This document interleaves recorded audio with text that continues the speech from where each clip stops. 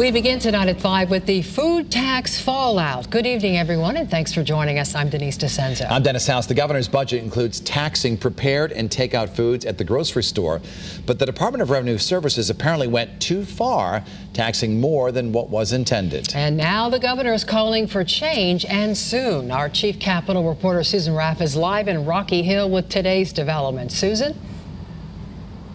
Denise, while some are calling this a grocery tax, the governor and lawmakers point out that it is a meal tax on prepared foods, and the intent was, they say, to put it on the level playing field with restaurants. But whatever you call this tax, it's going to be changed, and it has to be done soon.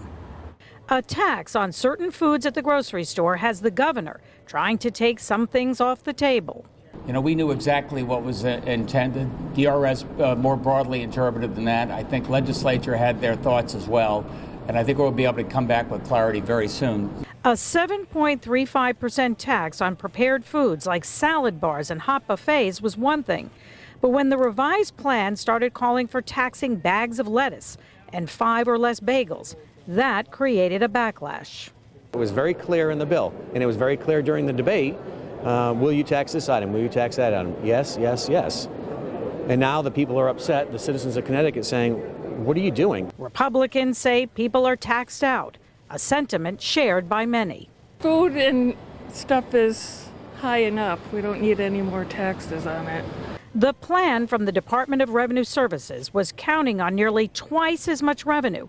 The governor says they're going to scale it back, but here's the catch. The new tax on meals is supposed to take place in 2 weeks, by October 1st. The question is, can lawmakers make revisions and get an agreement in just a matter of days? Anything we do in this building can be fixed. Democrat Jason Rojas, a finance committee chair, has already started to clarify what should be taxed and what shouldn't. It's an expanded definition of taxable meals beyond what was intended.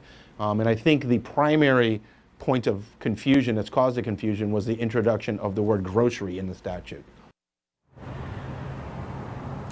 Lawmakers like Rojas are now working to clarify this new revised meal tax plan, and he seems somewhat hopeful that they could come to some type of an agreement within the past 2 weeks within the Finance Committee. But no one is ruling out a special session. Coming up on Eyewitness News at 6, more on that, plus why grocery stores are now in limbo.